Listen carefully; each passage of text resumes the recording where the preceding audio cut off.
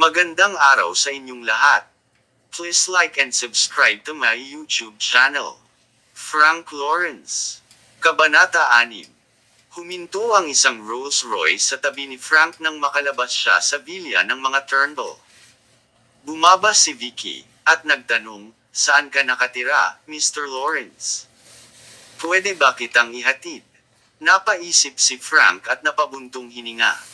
Balak ko lang sanang tumuloy sa isang hotel. Wala siyang sariling bahay sa Riverton, at hindi na siya makakabalik sa Lane Manor pagkatapos ng paghihiwalay nila ni Helen. Napaisip si Vicky ngunit hindi na siya nagtanong tungkol dito. Kung ganun maswerte ka, mayroon kaming mahigit 50 hotel sa Riverton. Hayaan mong maghanda ako ng isang suite para sa'yo, para maihatid ko sa'yo ang Wonder Road pagdating nito.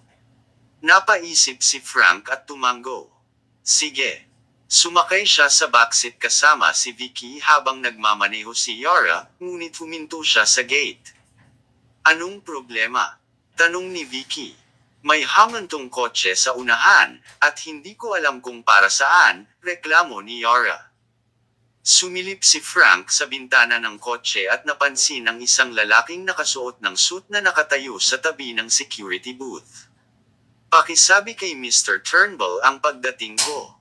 Sabihin mo sa kanya na ako si Sean Wesley, may-ari ng malaking negosyo ang pamilya ko sa Riverton." Sa mga salitang iyon, inilabas niya ang isang stack ng $100 na perang papel at ibinigay ito sa security guard. Agad namang tumango ang security guard na may pasasalamat.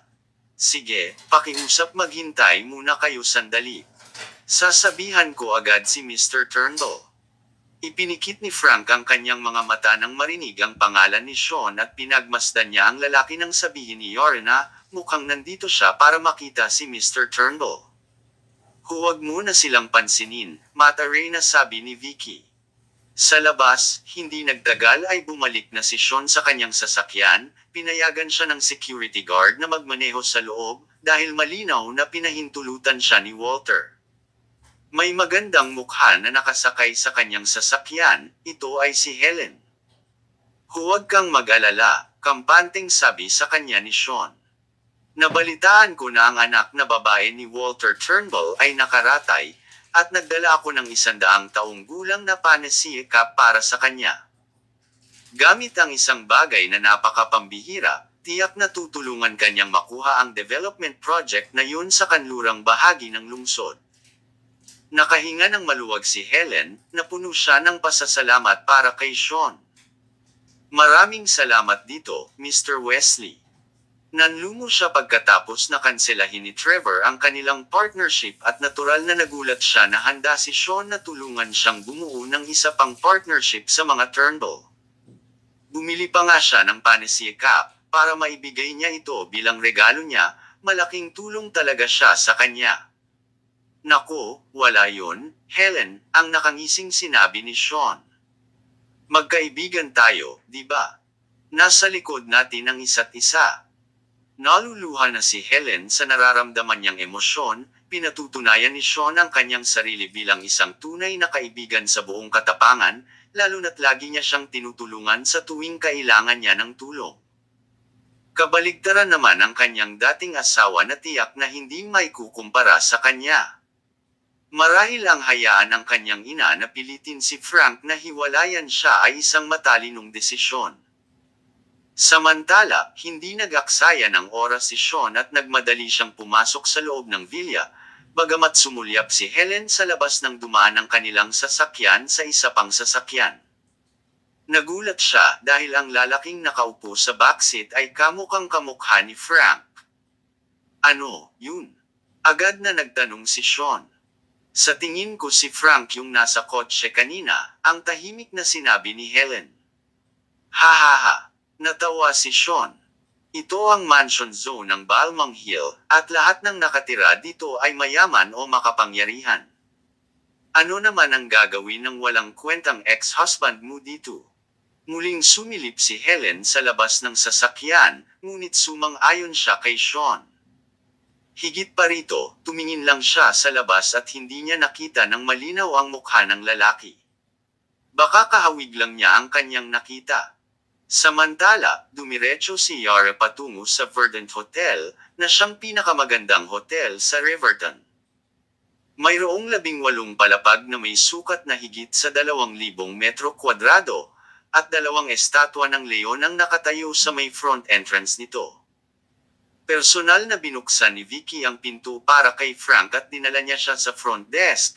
Nag-book siya ng penthouse suite para sa kanya sa loob ng 1 taon. Sobra na ito, ang sabi ni Frank. Ilang araw lang akong mananatili dito. Ipinagwalang bahala ni Vicky ang sinabi niya. Huwag kang mag-alala, Mr. Lawrence. Exclusive ito para sa mga kaibigan, at pwede kang pumunta dito kung kailan mo gusto kahit na makahanap ka ng ibang lugar na tutuluyan mo. Ibibigay din ng hotel ang mga pangangailangan mo gaya ng pagkain, entertainment, at pati sports. Tumango si Frank. Nakikita niya na maaari niyang makuha ang anumang gusto niya dito sa sandaling pumasok siya sa loob, sa maluwag na lobby na pinalamutian ng gayong karangyan. Pagkatapos siyang ikuha ni Vicky ng kwarto, iniabot sa kanya ni Vicky ang room card kasama ang isang gold card. Ito ay isang gold card na maaari mong gamitin sa lahat ng mga negosyo na pagmamay-ari ng mga Turnbull. Maaari mong bilhin ang anumang gusto mo gamit ito. Exclusive din ba ito para sa mga kaibigan? Ngumiti si Frank habang tinitingnan niya ang card. Ngumiti din si Vicky. Hindi, para ito sa mahalagang associate ng pamilya ko. Talagang masyadong mataas ang tingin mo sakin. Tinawanan ni Frank ang kanyang sarili. Hey, tingnan mo nga naman. Walang ibinigay na kahit ano sa kanya si Helen sa 3 taong pagsasama nila. Samantala, halos 1 araw pa lang mula nang makilala niya si Vicky, ngunit binigyan na niya siya ng isang gold card. Hindi naman. Itinuturing lang kitang kaibigan ko.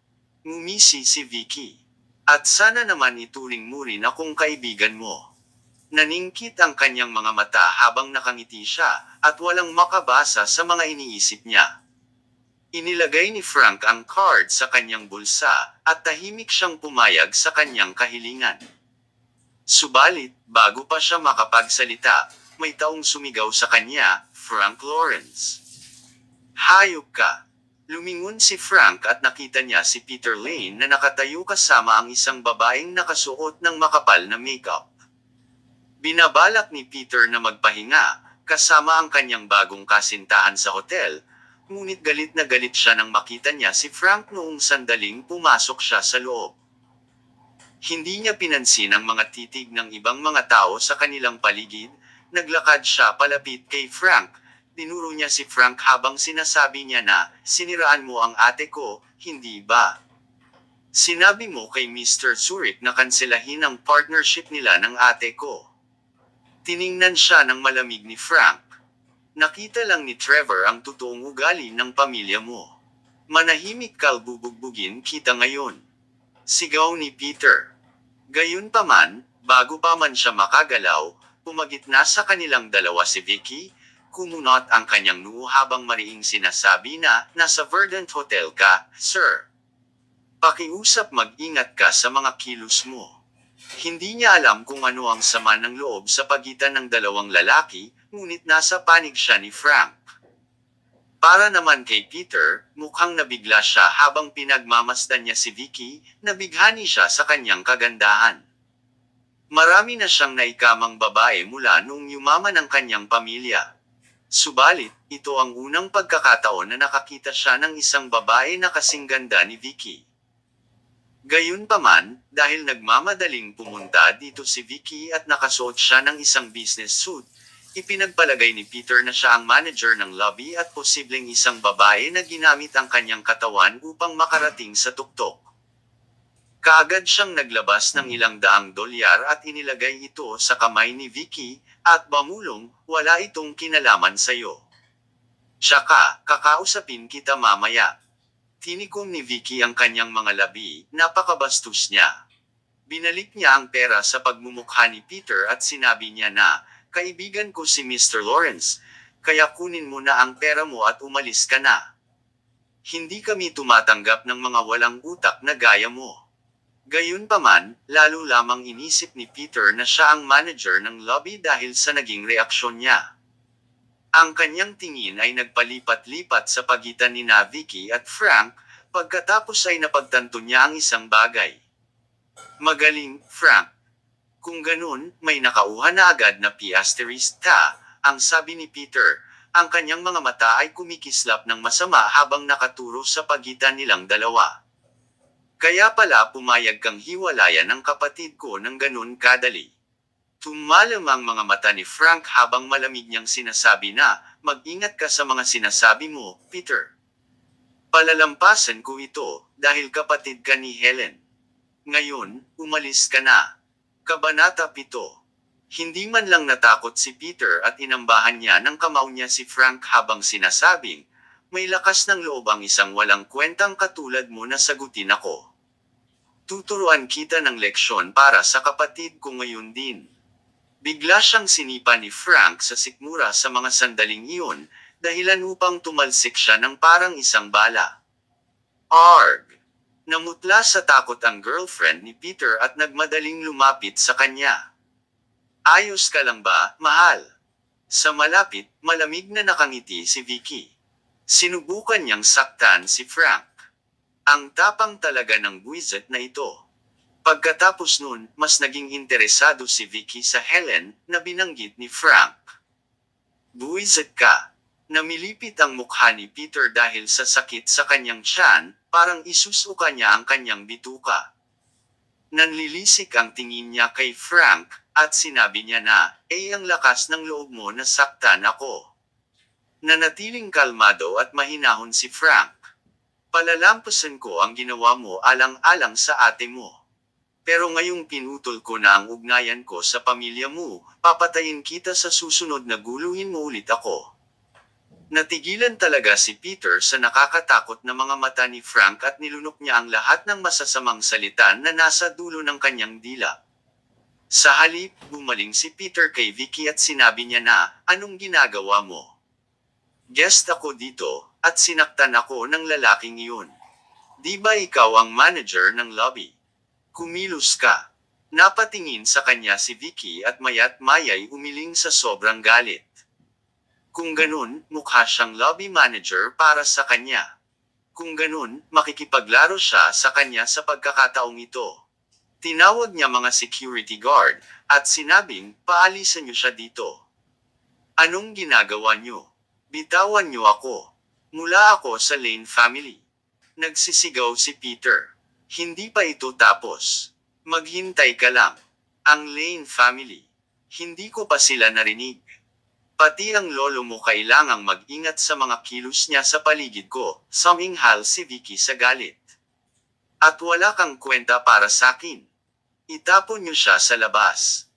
Dahil doon, agad na itinapon ng dalawang security guard si Peter palabas ng entrance na parabang isa siyang bag ng basura, at iniwang nakasubsob ang kanyang mukha. Kapag dumating siya para manggulo ulit, binibigyan ko kayo ng permiso na bugbugin siya, ang sabi ni Vicky sa staff bago bumaling kay Frank. Paumanhin, Mr. Lawrence. Ipinapangako ko sa iyo na hindi na ito mauulit. Umiling si Frank. Hindi mo ito kasalanan. Ngumiti si Vicky at tumango. Punta na tayo sa kwarto mo. Dinala siya ni Vicky sa elevator at sinamahan niya siya sa kanyang penthouse suite, at umalis si Vicky kasama si Yara. Pagkatapos makuha ang mga contact details niya, tumayo si Frank sa harap ng glass wall kung saan matatanaw ang buong Riverton. Bagamat hindi niya inaasahan na hihiwalayan niya si Helen pagkatapos ng 3 taon, nagawa niya ang hiling ng kanyang guro. At ngayon, oras na para tuparin ang sarili niyang mga plano. Sa sandaling iyon, nagsimulang tumunog ang phone ni Frank, at inilabas niya ito at nakita niya na isa itong tawag mula kay Henry Lane, ang pinuno ng Lane family. Nag-alinlangan siyang sumagot. Hindi siya sigurado kung alam ni Henry ang tungkol sa paghihiwalay nila ni Helen. Gaano man siya maliitin ng ibang mga Lane, itinuring pa rin siya ni Henry. Hindi kalaunan ay sinagot niya ito, gayunpaman. bilang kanyang apo. "Hello, Lolo, kamusta?" tanong ni Frank. "Hoy, Frankie," ang masayang sinabi ni Henry mula sa kabilang linya. "Nasaan ka ngayon?" "Ako, may ginagawa pa ako ngayon." "May problema ba?" ang tanong ni Frank. Masasabi niya sa tono ni Henry na hindi niya alam ang tungkol sa hiwalayan, kaya hindi niya ito binanggit. "I see. You and Helen should come by my place this evening. I have good news." Excited na sabi ni Henry. Bumilis ang tibok ng puso ni Frank. "Actually, busy talaga si Helen lately," he said gingerly. "Paano sa ibang araw?"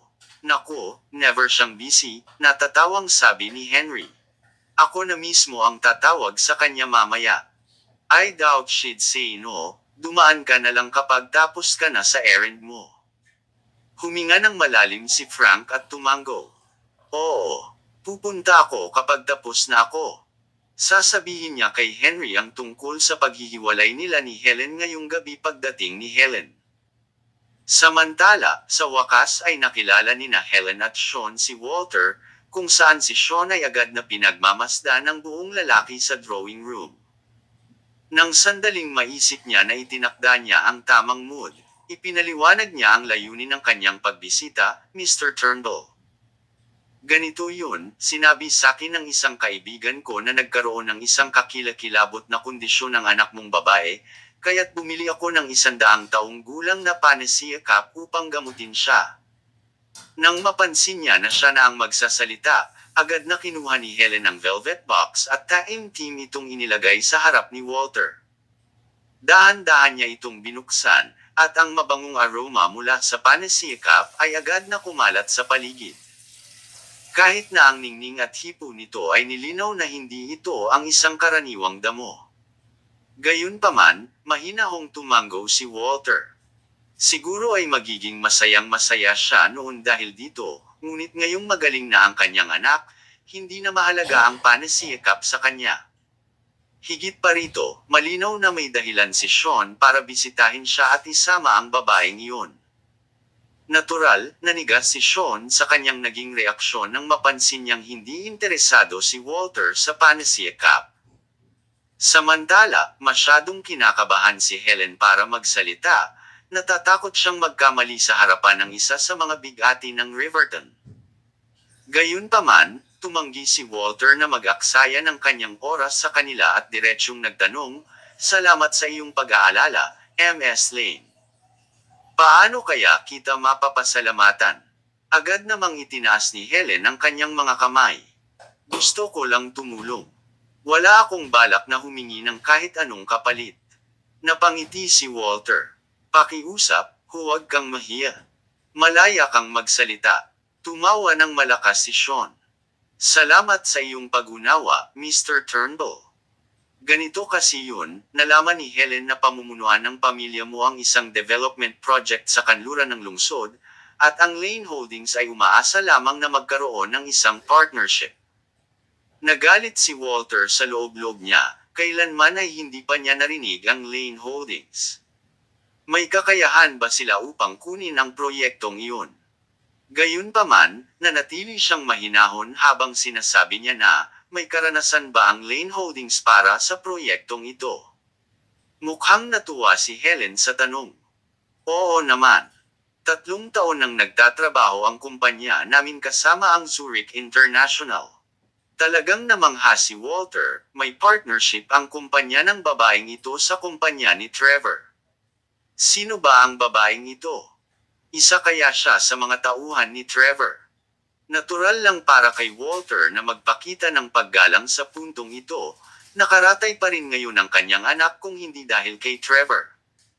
Pagkatapos niyang mag-isip-isip, sinabi niya na, "Bakit hindi natin pag-usapan ang mga detalye bukas?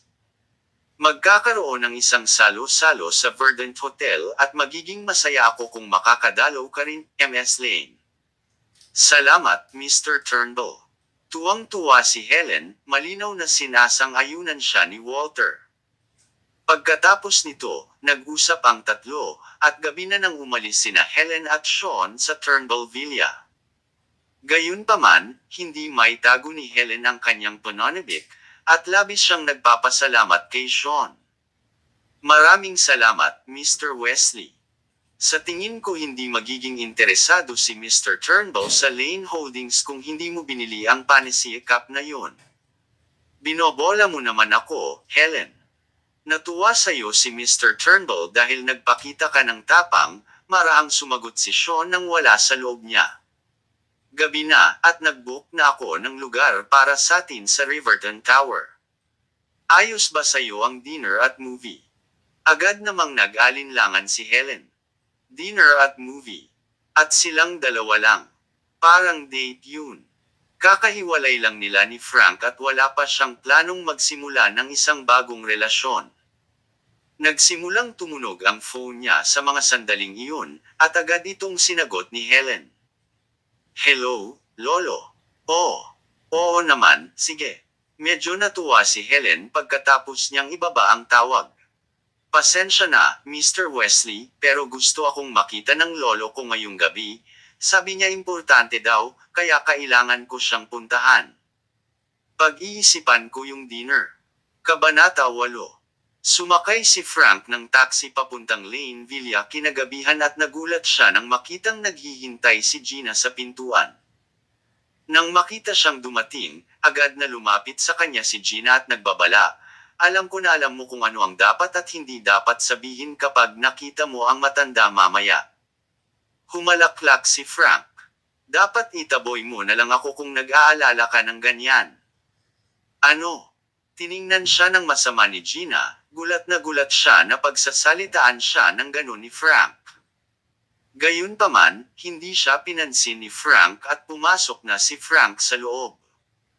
Kung tutusin, wala na siyang dahilan para magbait-baitan sa Lane family ngayong hiwalay na sila ni Helen.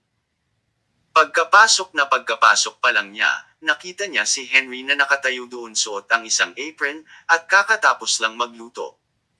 Anong okasyon, sir? Ang daming pagkain, ang sabi ni Frank. Nakangiti si Henry nang makita niya si Frank at lumapit siya para hawakan ang kanyang kamay. Oh, nandito ka na pala, Frankie, malalaman mo din maya-maya lang. Habang nakaupo ang dalawa at nagkukwentuhan, tinitigan ni Gina si Frank, natatakot siya na masabi ni Frank ang hindi niya dapat sabihin. Hindi nagtagal ay dumating si Helen at nakita niya si Frank gaya ng inaasahan niya. Si Henry ang nag-ayos ng kasal nila ni Frank, kaya natural na pinahahalagahan niya ito ng husto. Ito mismo ang dahilan kung bakit hindi sinabi sa kanya ni Helen ang tungkol sa paghihiwalay nila. Paglapit niya kay Frank, nagtanong siya, saan ka nanggaling kaninang hapon? Nagkibit balikat si Frank. Wala naman akong dahilan para sabihin sa'yo yun, di ba? Bumantong hininga si Helen, labis na sumama ang loob niya sa inasal ni Frank. Sige lang, sa'yo na ang mga sekreto mo. Wala akong pakialam. Lumingon siya kay Henry, at nagtanong, ano bang mahalaga mong sasabihin, Lolo? Nang makitang nandoon na ang lahat, tumawa si Henry. Nakita ko lang ang isang dati kong kasamahan, at sinabi niya sa akin na ang kanyang apo ay nagtatrabaho sa Flora Hall. Naisip ko na ito ang perpektong oras upang maghanap ng trabaho para kay Frank, at pumayag siya dito. Hindi, agad na sagot ni Gina nang matapos si Henry. Hindi na parte ng pamilya si Frank, bakit kailangan nila siyang bigyan ng trabaho? Wala siyang pakialam kahit mamatay ang walang kwentang yun. Ano? Naguluhan si Henry. Pero walang trabaho si Frank. Hindi naman siya pwedeng manatili na lang sa pagluluto at paglalaba para kay Helen, di ba? Yung totoo, Lolo, ang biglang sinabi ni Helen, pwede ko namang bigyan ng trabaho si Frank sa kumpanya. Hindi mo kailangang mag-alala. Gayunpaman, sumimangot pa rin si Gina habang sinasabi niya na, wala ring trabaho si Peter. Mas mag-alala ka sa kanya. Ha? Gagawin ko yun kung hindi puro kalokohan ang ginagawa niya araw-araw. Ngumuso si Henry. Wala siyang ginawa kundi ipahiya ako. At nasaan siya ngayon? Bakit hindi pa siya bumabalik? Hey, Malapit na siya, nagkibit-balikat si Gina. Bakit ka nagmamadali? Bang! Bumukas ng malakas ang pintuan sa harapan, at nakita nilang lahat si Peter na papasok na galit na galit. Nang makitang nandoon din si Frank, sumigaw siya, "Hayop ka! Ang lakas ng loob mong magpakita dito. Papatayin kita." Kinuha ni Peter ang isang upuan, handa siyang ihampas ito sa ulo ni Frank. Takang-taka si Helen sa nangyayari. Ano ba ang nangyayari sa kanya? "Tumigil ka!" Sinigawan ni Henry si Peter at mabilis siyang tumayo, "Sira ulo ka. Bakit mo sasaktan ang brother-in-law mo? Matuto kang rumspeto." "Brother-in-law? Siya!" Galit na nagsalita si Peter. "Nakita ko siya sa Verdant Hotel, mag-check-in siya kasama ng isang P***ta. Sinubukan ko siyang pigilan at sinipa niya ako. Ang sakit pa rin ng tiyan ko hanggang ngayon." "Ano?" Natigilan ang lahat, at agad na tumalon si Gina para bungangaan si Frank. "Ang galing. At inakala ko pa naman na kahit paano matino ka, pero may ibang babae ka pala. Posible ba yun?" Napatingin si Henry kay Frank at hindi siya makapaniwala. Kilala niya si Frank para malaman niyang hindi siya ang tipo ng lalaki na maghahanap ng iba. "Bakit hindi? Ako mismo ang nakakita nun," sigaw ni Peter, naglalabasan ang mga ugat sa kanyang leeg. Kumunat ang noo ni Helen at tiningnan niya ng malamig si Frank. "Totoo ba yun?" Ngumiti lang si Frank. "Kung ganun, mas gugustuhin mong maniwala sa kanya kaysa alamin kung totoo yun." Nadismaya talaga siya, nagawang itanggi ni Helen ang katapatan niya sa kanya sa nakalipas ng 3 taon dahil lang sa sinabi ni Peter. Hindi niya mararamdaman ang ganoong sakit kung pumunta siya sa hotel para tanungin kung sino ang babaeng iyon o kahit man lang ay pagdudahan niya si Peter. "Tinatanong kita," ang malamig na sagot ni Helen. "Sige," mahinahong sagot ni Frank. "Sinipa ko ang kapatid mo, at may kasama akong babae noong mga oras na yon."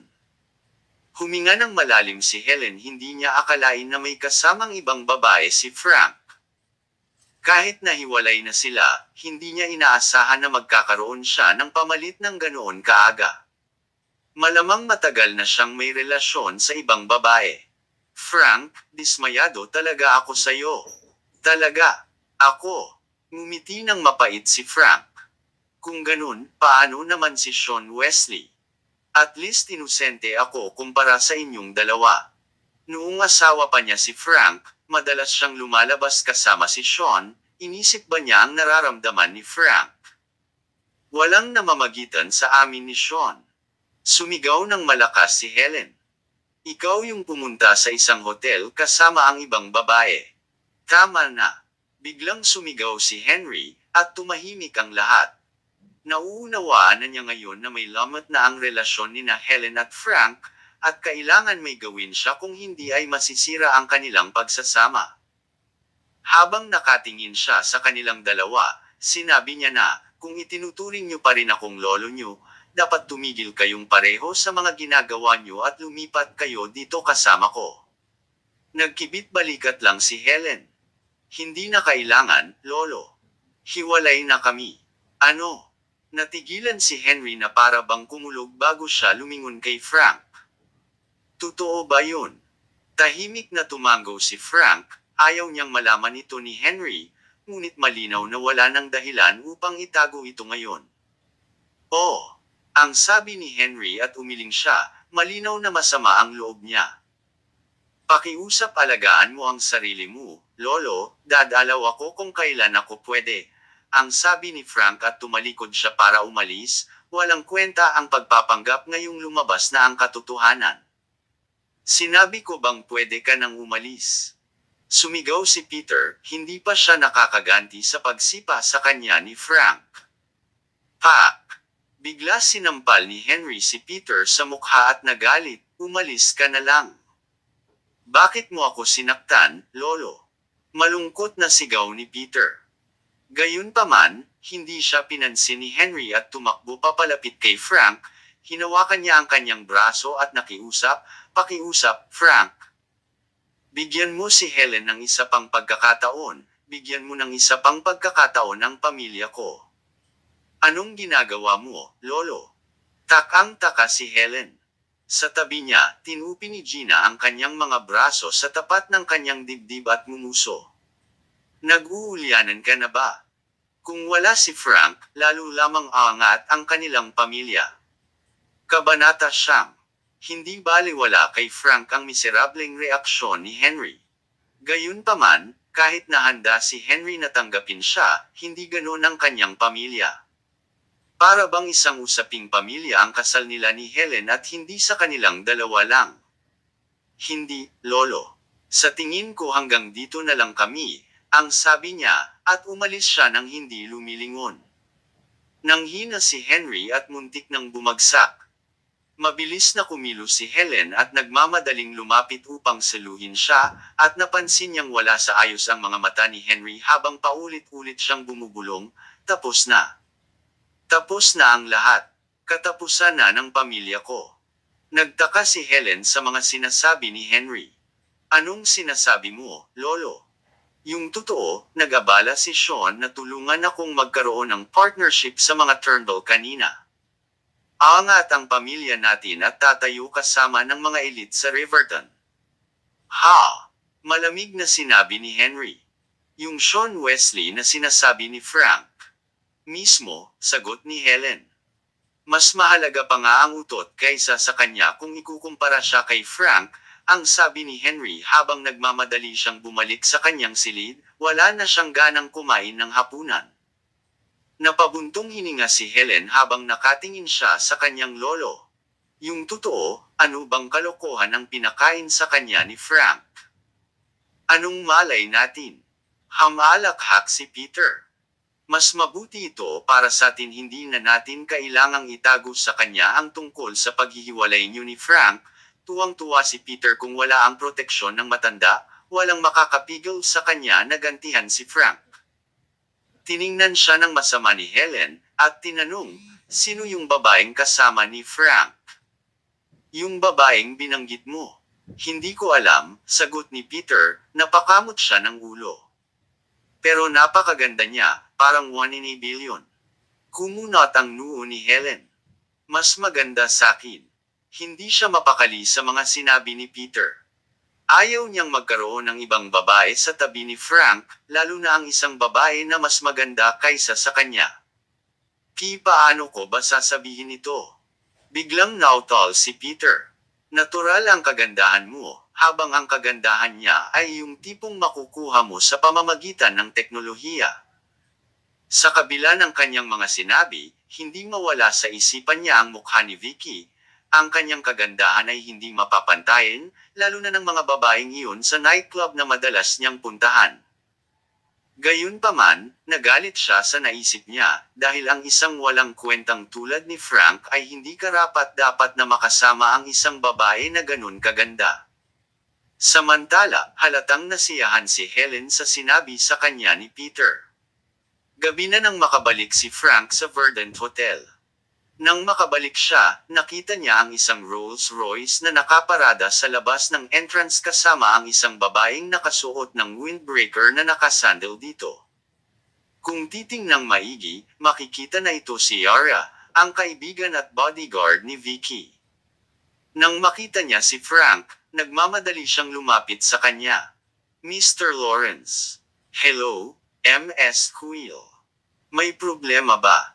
Tanong ni Frank habang pinagmamasdan niya siya. Siya ay may maliit na bilog na mukha, at ang kanyang mga mata ay isang matangkad na itim ang kulay. Magulo ang buhok niya sa lakas ng hangin, at halatang matagal na niyang hinihintay si Frank. Lampas ng ilang pulgada ang taas niya sa 5 talampakan, bagamat maliit pa rin siyang tingnan sa harap ni Frank. Magkahawak ang kanyang mga daliri at patuloy niyang ginagalaw ang kanyang mga hinlalaki, at nanatiling nakayuko ang kanyang ulo, matagal siyang nautal ngunit wala siyang masabi. Natawa si Frank.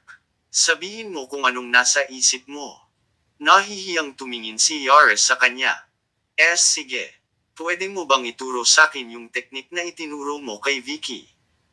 Kung sabagay, personal na naranasan ni Yara ang kapangyarihan ng pinalakas na bersyon ni Frank ng Boltzmacher.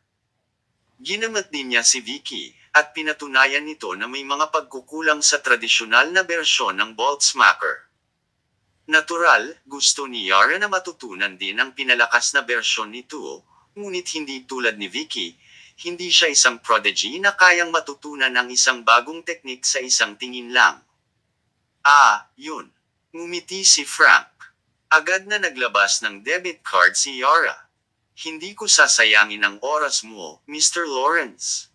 Mayroong 500,000 sa loob nito, ang pinay-6 na zero. Sayo na ang lahat ng ito. Inilagay lamang ni Frank ang kanyang mga kamay sa kanyang likuran, nananatili siyang kalmado habang sumasagot siya, walang halaga sa akin ang pera. Medyo natarante si Yara. Kung ganon, ano ang gusto mo? Mayroon ka bang natural relics o iba pang mahahalagang herb? Umiling si Yara. Wala. Mga mahiwagang sandata.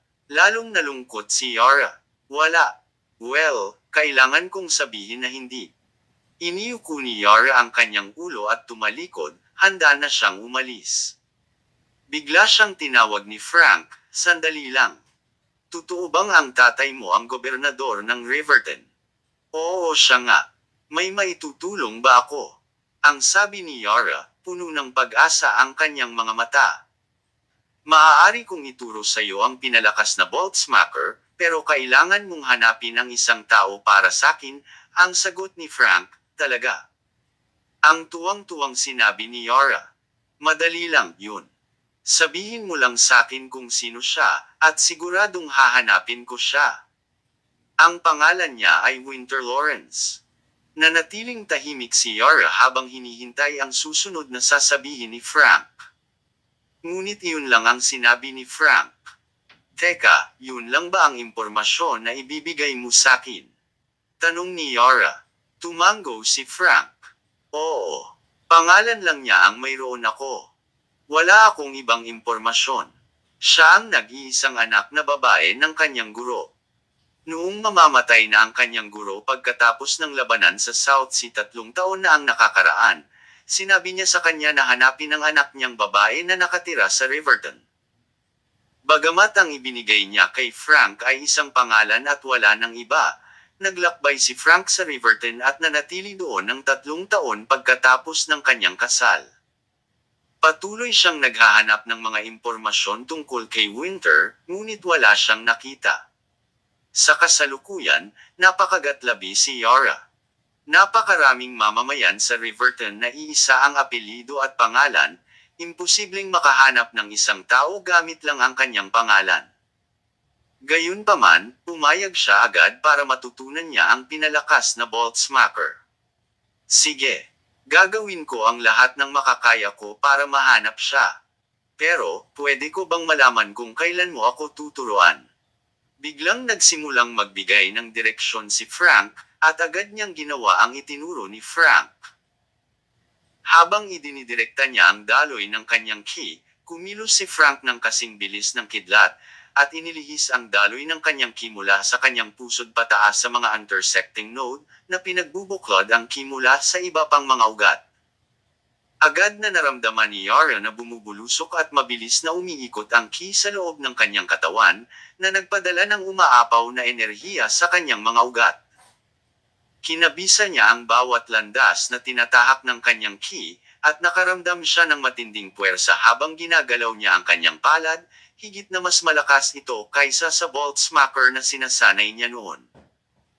Iyan ang paraan kung paano mo ididirekta ang iyong key upang ilabas ang aking pinalakas na bersyon ng Boltzmacher, ang sabi ni Frank. Natatandaan mo ba? Oo, Mr. Lawrence, sabi ni Yara, naabot tenga ang ngiti habang sumasaludo sa kanya. Salamat sa iyong pagtuturo. Oo nga pala, pwede ko bang ituro ito sa iba pang mga apprentice ng angkan ko? Sa katunayan, kung malalaman ito ng buong angkan niya, ang kanilang impluensya bilang isang faction ay higit na aangat. Gayunpaman, umiling si Frank. Ang pinalakas na bersyon na ito ay angkop lamang para sa mga kababaihan. Kung gagamitin ito ng mga lalaki sa loob ng matagal na panahon, magkakasakit sila tulad ng nangyari kay MS Turnbull. Ganun ba? Salamat sa payo mo, Mr. Lawrence. Mahinhin na tumango si Yara. Tumango naman si Frank. Aalis na ako.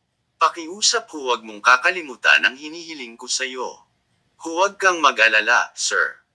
Hindi ko kakalimutan, siniguro ito sa kanya ni Yara, bagamat bigla siyang napahinto nang may pumasok sa isip niya. Oo nga pala, may isa pa akong gustong sabihin. Ano yun? Mas mabuti kung dumistansya ka kay Vicky, Mr. Lawrence. Nagtaka si Frank. Bakit? Mula siya sa isang mahalagang pamilya at ipinagmamalaki ang parehong kagandahan at talento, sabi ni Yara, na pinaalalahanan siya dahil nag-aalala siya sa kanya. Hindi mabilang ang mga manliligaw niya dahil dito, at maaaring may magselos kapag masyado kang maging malapit sa kanya. Kabanata 10. Natawa si Frank. Bakit naman sila magseselos? Hindi naman ako manliligaw ni Vicky. Totoo yun. Sumuko si Yara at bumantong hininga. Pero may fiancé na rin si Vicky. Sigurado ka bang hindi siya mag-iisip ng masama? Tsaka, siya ang tagapagmana ng mga Lionheart, isang mahalagang pamilya sa Moorhen. Ang lalaking iyon ay kilala sa pagiging walang awa, na mapapatunayan ng ibang manliligaw ni Vicky na bigla na lang nawala. Bilang bodyguard ni Vicky, natural na alam ni Yara ang ilang mga sikreto. Ayaw niyang makita ang isang kamangha-manghang martial artist na tulad ni Frank na patayin ang kanyang sarili. Kaya naman nagmagandang loob siya at binalaan niya si Frank. May iba pang mga tao sa Riverton na kayang sirain si Frank bukod sa mga Lionheart. Sumanghal si Frank na may halong inis. Ayos lang ako hanggat hindi nila ako gagalitan. Kapag ginawa nila yun, mas magmumukha silang mga tupa kaysa sa mga leon. Napalunok si Yara. Ang lakas ng loob niya para sabihin yun, gayunpaman, iniisip niya kung kayang manatiling matapang si Frank kapag talagang tinutugis na siya ng mga Lionheart. Ano man ang mangyari, wala na siyang masabi pagkatapos niyang sabihin yun. Kinaumagahan, nagising lang si Helen nang makatanggap siya ng tawag mula kay Sean. Magandang balita. Gumaling na ang anak ni Mr. Turnbull kahapon. Ang sabi ni Sean. Talaga. Agad na natuwa si Helen. Oo, hindi ko inaasahan na sobrang epektibo ng panasiakap. Tumawa si Sean. Ikaw na ngayon ang tagapagligtas ng tagapagmana ng mga Turnbull, Helen.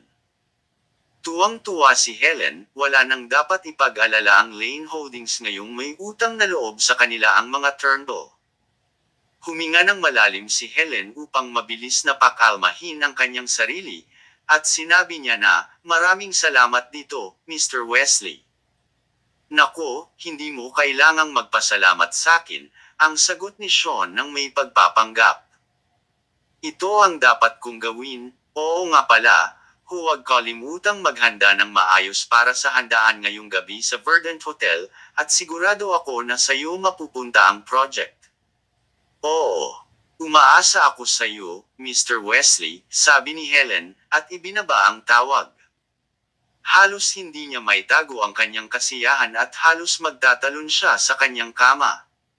Tama siya. Dumating na ang oras para umunlad ang Lane Holdings. Samantala, sa penthouse suite ng Verdant Hotel, maagang nagising si Frank para mag-meditate nang may kumatok sa kanyang pintuan. Sinagot niya ito at nakita niya si Vicky sa labas ng pinto. Nakasuot siya ng leather jacket at isang pares ng maong na pantalon, na nagbigay sa kanya ng matalas na anyo, salamat sa kanyang balingkinitang pangangatawan. Tinanggal niya ang shades niya, at ngumiti siya. Ang aga mong nagising, Mr. Lawrence. Yun din ang masasabi ko sa iyo. Anong problema? Magkakaroon ng handaan dito ngayong gabi ang pamilya ko. Ikukuha kita ng talks, ang ibig kong sabihin, hindi ka naman dadalo doon ng suot ang tracksuit mo, di ba? Hindi ako pupunta. Isasara na sana ni Frank ang pinto ng mabutan ito ni Vicky, pakiusap, Mr. Lawrence. Imbitasyon ito ng tatay ko, at magpakita ka naman kahit paano dahil iniligtas mo ang buhay ko. Kumunot ang noo ni Frank.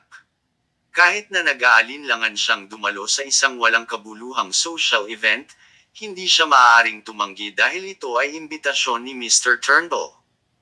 Tumango siya at sinabing, kung ganun, tara na. Bumaba sila sa parking lot, at pinagbuksan siya ni Vicky ng pinto ng kotse. Subalit, bago siya makapasok, huminto siya nang mapansin niya ang tatlong lalaking nagmamadaling lumapit sa kanya. Anong problema? Nagtanong si Vicky nang napansin niya ang biglang paghinto ni Frank. Gulo. Napansin din ni Vicky ang tatlo at sumimangot siya. Bagamat inakala niya na karibal ito ng kanyang pamilya, ang matipunong, kalbong lalaki sa gitna ay lumapit habang galit na nakatingin kay Frank. Ikaw ba si Frank Lawrence? Oo. Ang malamig na sagot ni Frank. Nagsalita si Vicky, sino kayo? Alam niyo ba kung nasaan kayo? Napalingon ang lalaking kalbo at nagsimula siyang tingnan si Vicky ng may pagnanasa. Ha! Nagulat ako na napakaswerte mo sa mga babae. Pero, malapit nang malumpo ang lalaki mo. Dapat sakin ka na lang sumama, hindi sasayangin ni Barney Streisand ang oras mo. Natawa si Vicky sa kabila ng mga sinabi ng lalaki, lumingon siya kay Frank at pagkatapos ay tumingin siya sa tatlo. Teka, ito na ba lahat ang dinala mo? Tingin mo talaga may laban kayo kay Frank? Sumanghal ang isa sa mga tauhan ni Barney. Hoy, pinagtatawanan tayo ng babaeng ito, Barney. Tumalim ang mga mata ni Barney. Huwag niyo siyang sasaktan. Ipapakita natin sa kanya kung gaano tayo kagaling mamaya. Haha. Tumawa ang dalawang tauhan ni Barney, siguradong maswerte sila. Matitikman nila ang magagandang bagay salamat kay Barney. Gayunpaman, tahimik na nagtanong si Frank, sino ang nagpadala sa inyo? Sabihin mo sakin ngayon din at hindi ko kayo pupuruhan. Path! Magsalita ka lang. Bugbugin niyo na siya, mga bata. Sumigaw si Barney, kampante siya dahil tatlo sila laban sa isa. Habang pasugad ang kanyang mga alip-ores, agad na umatras si Vicky at naramdaman niya ang biglang pagbugso ng hangin sa kanyang likuran. Sumugod si Frank ng kasing bilis ng liwanag. Thud! Thud! Tumilapon ang dalawang tauhan ni Barney kasabay ng dalawang malakas na kalabog. Anong? Halos hindi pa nakakahakbang pasugod kay Frank si Barney habang hawak ang kanyang baseball bat at napanganga siya. Ano ba talaga siya? Ni hindi niya nakitang gumalaw si Frank, bigla na lang naglaho ang lalaki, at agad na pinalipad ang mga tauhan ni Barney. Takbo! Yun lang ang tanging nasa isip ni Barney noon, at isinumpa niya ang kamalasan niya sa pagtanggap sa trabahong ito. Gayunpaman, nasa likod na niya si Frank nang lumingon siya at nahuli ni Frank ang kanyang lalamunan. Oof! Mabilis na nangitim ang mukha ni Barney dahil sa kawalan ng hangin. Malamig ang ekspresyon ng mukha ni Frank. Tatanungin kita sa huling pagkakataon. Sino ang nagpadala sa inyo? Pinagpawisan ng gusto si Barney at kinilabutan siya sa nanlilisik na mga mata ni Frank. Hindi ito biro, naramdaman niyang papatayin talaga siya ni Frank kapag hindi niya sinabi ang totoo. Si Peter Lane. Siya ang nagpadala sa akin at sinabihan akong baliin ang kamay mo. Yun ang totoo. Isa lang akong tulisan sa kalye na sinusubukang maghanap buhay. Pakiusap huwag mo akong patayin. Huminga ng malalim si Frank. Wala siyang sama ng loob kay Peter, pero gusto ni Peter na baliin ang braso niya dahil lang sinipa niya si Peter. Gusto mong mabuhay? Sige, kailangan mong baliin ang braso ni Peter, ang sabi ni Frank. Nang makita niya na nabigyan siya ng pagkakataong mabuhay, agad na tumango si Barney. Oo, syempre naman. Gagawin ko yun, pangako. Pagkatapos, lumapit si Frank at bumulong sa kanyang tainga, kapag walang galos sa Peter sa susunod na makita ko siya, papatayin kita. Nang inag si Barney. Oo, Oo, gagawin ko. Magaling. Ngayon, umalis ka na, ang sabi ni Frank, at sinipa niya siya palayo. Agad na tumakbo palabas ng parking lot si Barney, takot siyang manatili pa sa lugar. Sa tabi ni Frank, tinitigan siyang maigi ni Vicky. Maaaring nakipagpalitan ng suntok si Frank kay Yara kahapon, ngunit parang isa lamang itong sparring. Ngayon, talagang nakita niya ang lalim ng kapangyarihan ni Frank at naunawaan niya na higit na mas malakas sa kanya si Frank kahit na noong kalakasan niya. Sino ba talaga siya? Thank you so much for listening to my Pinoy novel story.